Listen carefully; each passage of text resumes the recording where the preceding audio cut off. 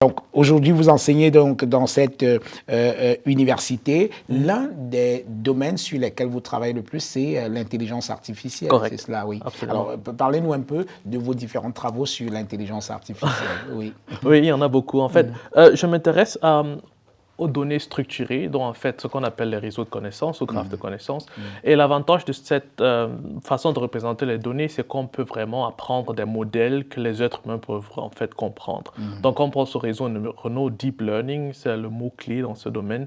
On a des grands modèles qui sont vraiment difficiles à comprendre pour les êtres humains. Ça veut dire qu'en fait, par exemple, quelqu'un qui fait dans la chirurgie ne peut pas comprendre pourquoi l'intelligence artificielle lui demande de faire quelque chose à un certain moment.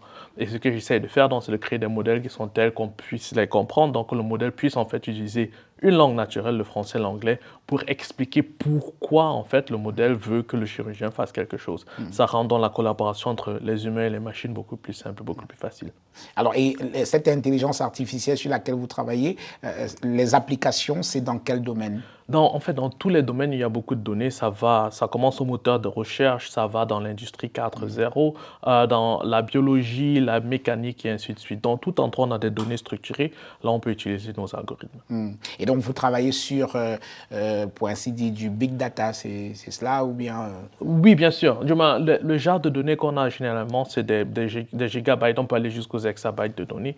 Mais ça dépend vraiment du problème. Donc, dans certains domaines, comme dans la médecine ou bien dans la biologie, on a des bases de données plutôt grandes. Il y a des domaines un peu plus... où on a des bases de données un peu plus petites, comme par exemple quand on travaille sur des machines particulières qui génèrent donc juste une petite quantité de données. Mais quel que soit lambda, on peut utiliser nos algorithmes.